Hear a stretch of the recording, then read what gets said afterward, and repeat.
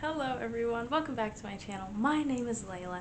Sorry for the bad lighting, and today I'm coming at you with a reading vlog. I haven't done one of these in a very long time, and right now it's winter break from college and I am at one of my best friend's houses for the week, so I'm just gonna film what I read here. I bought like 4 books with me. And peep this, that is hers that I'm wearing. It is the comfiest thing I have ever worn in my life. So I think all of the rest of the books I have with me are pretty much thrillers, but right now I'm working my way through this book, which is a romance. It is called A Touch of Darkness, and it is by Scarlett St. Clair. And I was thinking about DNFing it at first. I'm kind of glad I didn't, but I would say that it is giving like 3-star vibes. Like, it's good, but there are a couple things that annoy me sometimes. Like with the writing style, I feel like Hades, the way he talks changes. Like sometimes it'll be really proper and then it's like really not. But that's just like writing tutor things that I can't like get rid of my mind. I need consistency. And then also Persephone, I feel like she's like, oh, I'm just a game to Hades, and I'm like, you're the problem right now. It's like, what are you doing? What are you doing? Besides that, I do think it's really good. I feel like they have a lot of chemistry. Clearly, that's like, otherwise I would not even be giving this a shot. It's about Persephone and Hades, and it's like their love story. I think there are 3 books in this series, and it's set in our times, like modern day times. Like Persephone is in college for journalism and Hades owns a nightclub. They were never supposed to cross paths, and yet they do. And so this is their story. And last night I had a hard time sleeping, so I just wound up reading a lot. So I was like only around 100 pages in, and now I'm on page 234, and I haven't read yet today, but I will be.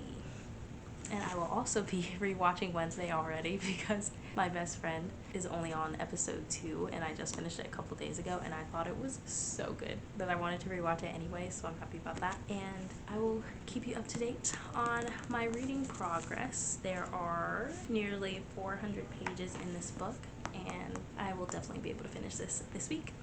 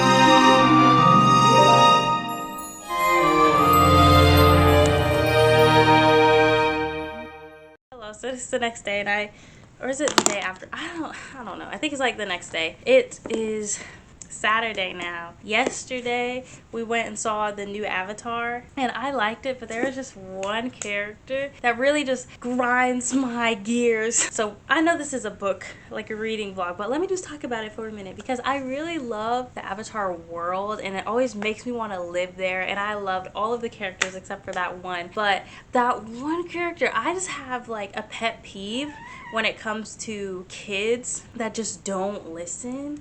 I feel as though it's like it was pretty easy to avoid some of the problems in this thing if that kid just would have listened. And then it's like, oh, I'm such a disappointment, blah blah blah blah blah. Yes, you are, because all you had to do was listen. And it wasn't even one of those like black sheep things where he just likes different things than other people, because there was black sheep, but like she was one of my favorite. But I did like some of the new aspects they added, like stuff that had to do with the black sheep type of girl. But I'm trying to say that I liked it, but after the movie it kind of made me want to watch Black Panther again. I think that the new Black Panther is my favorite movie of the year. Might be my favorite movie period right now, but I really do want to see that again. And I just got off the phone with my mom, and she was like, well, we haven't seen it yet, we can kind of take you out. Like, yes. And she's gonna see the new Avatar tonight, so I'm excited about that for her. And yeah, I really do love that world. It's so gorgeous, and then the flying things, and it was so peaceful, you know, until it's not, because it's a movie. But oh my gosh, And the acting,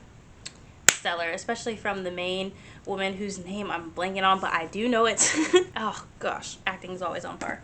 But back to the book at hand. I'm still, well, I think it's a little further, maybe like 10 pages, page 298. So I have a little over 100 pages to go, and I don't know why, but can feel myself kind of like not feeling like reading this book right now. I don't know if it's like I'm starting like a reading slump or something and getting back more into like media, but I am definitely going to try to make some more headway on this because it's just 100 pages. But I feel like the romance has gotten to like a point to where I'm kind of like happy at the moment-ish. And sometimes when I get to that, then I'm not as interested. But sometimes when I do get to that, I'm like, oh, I just want to watch them be happy forever. And they're not like completely happy or anything, but I'm also just not super duper interested, which sucks because it's the last 100 pages. But it should be fine because I can push through 100 pages. I am not saying like I feel like the last 100 pages are going to be awful, but right now I do feel like I kind of need to push myself to read it a little bit, and I wasn't trying to do all of that yesterday, but I will today because my friend is at work. Those are her stuffed animals. But yes, I am excited to finish this and hopefully start another book. Maybe a shorter one. I brought a couple other books. I'll go grab those and talk about them. 3 out of 4 of these I've started already. The first one being The Perfect Nanny. The Perfect Nanny, I got to page 67, and I had just looked at where I stopped, and I'm like, that actually was interesting. I don't know why I stopped there. So basically, the sentence that I'm going to read off the synopsis is, but as the couple and the nanny become more dependent on one another, jealousy, resentment, and suspicions mount, shattering the idyllic tableau. Building with every page, The Perfect Nanny is a compulsive, riveting, bravely observed exploration of power, class, race, domesticity, motherhood, and madness, and the American debut of an immensely talented writer. Oh, I did not know this was a debut. But yes, this is so short that I'm like definitely gonna probably pick this one up, or this one, which is even shorter. And this is by Layla. Oh, nice. This is by someone who's also named Layla, spelled differently though. Layla Slimani. Okay, so my camera actually died yesterday, and I was going to go through all of the books and explain what all of them are about, but I actually just decided to start reading this one. I finished A Touch of Darkness yesterday. I think I'd give it like 2.5 to 3 stars. I'm not sure what I'm thinking right now. I'm thinking more like 2.75 or 3 stars. But yeah, because the story was fun and it was cute. I was not particularly in love with it. I do recommend it if you are into Greek mythology and if you're more character driven than plot driven, and if you value like smut over the character. I also recommend it if you're into fantasy, like people unlocking their true selves, things like that. But yes, I rate it like 2.75. It was fine.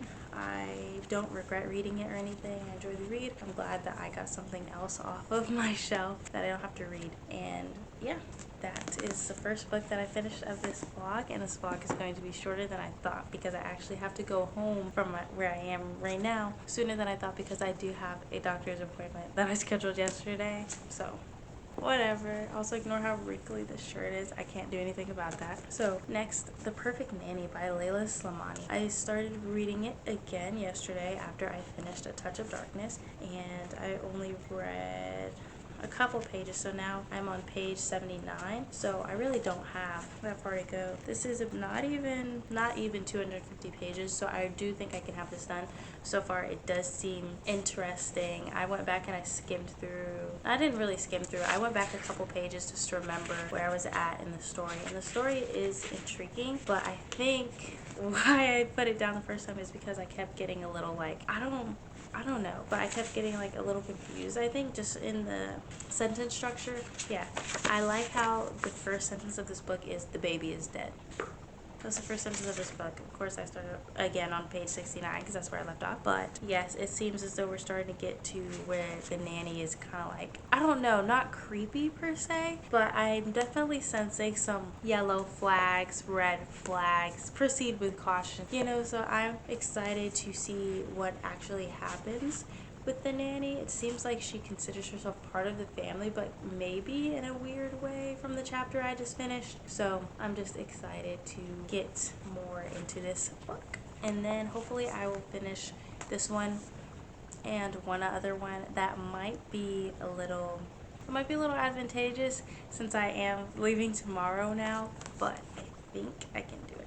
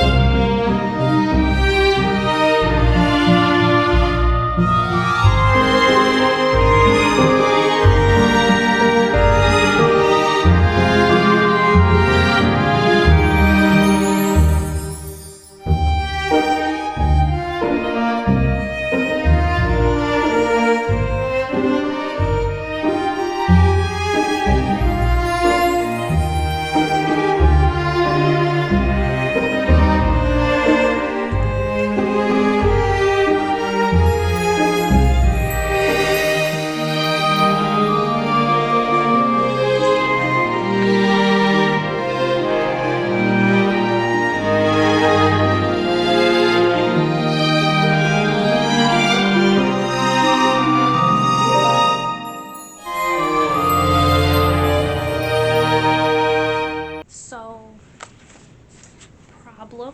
problems. Okay, so we're on page 90. Wait, I'm on page 92, and the way that the nanny, Louise, just handled a situation with, I think she's like 4 or 5, Mila. It's like that's a red flag. That has me concerned. I feel as though I'm like, this is why people are stay-at-home moms, because I don't like where this is going. Where I kind of already know where this is going, because but I don't know. I'm getting like, oof. I'm gonna keep reading though, because this is pretty interesting. Page 118, and I don't really like how this family is treating Louise, the nanny. The dad, I don't like him. I didn't like him from the start. Honestly, I don't even think I really liked either of the parents from the start, to be completely honest. I don't think there's any character that I like fully love. But yeah, he's said that doesn't like Louise because of how perfect she is. It's annoying and getting on his nerves. It's like, you wanted the perfect nanny and now you're mad. Sir, this is ridiculous.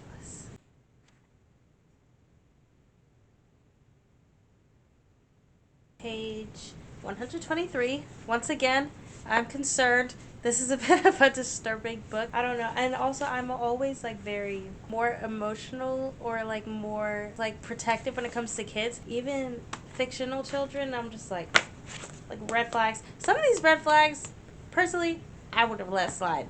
Like, if somebody was watching my kid. But also, I feel like, would I want to work for a couple like this? No. But would I do the things that suspicious? Absolutely not. So I'm like, I don't like any of this. I'm anxiety. Page 181. I just finished a very disturbing scene. Almost makes me want to cry. It's like, you really think you know a character, but like also not really. But like, wow, gosh, I am scared to see what else is in this book. I have less than 100 pages left, maybe like 70 pages left max. I don't know, but so I've decided when I have them, I will be watching my own children.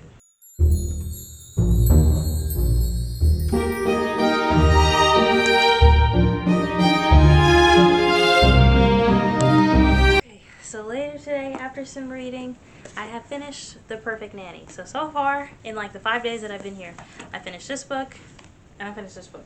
So The Perfect Nanny, it was interesting, and I was going to give it 3.5 stars. I really was. But then at the ending, I feel as though I had questions, and not like the cool questions like, oh, leaves me wondering this and that, but like more like questions that I feel as though I shouldn't have had, and I feel as though it would have made the story more interesting and more gripping had I known. But I would say that this story was pretty gripping. Like, I did not really stop reading it until I was done, unless I had to go to the bathroom. And so that was nice. And I figured out why I put it down the first time and why I was getting confused. It's because this this book does not label when the present is and when the past is. So it'll be like a sentence or two into the new chapter, and then I'm like, oh, we're in the past. So I think that is what kind of like made me like, the first time. But I am glad that I went back and picked this up and read this, because it it was gripping, and like to see the red flags like as it goes on. I wish we would have gotten what actually happened, which is my main question. I feel as though should have been in the book because it would have made it really, really good. 3 stars, maybe 3.5. I am not completely sure. Definitely would have been at least 3.5 had we actually figured out what happened to the children. But yes, I do recommend this if you like thrillers, if you like the whole like perfect trope, like someone starting off perfect and then that gets into a thriller. I don't know if this is like too thrillery, but it is disturbing. So if you're into that sort of thing, that is what I recommend for this.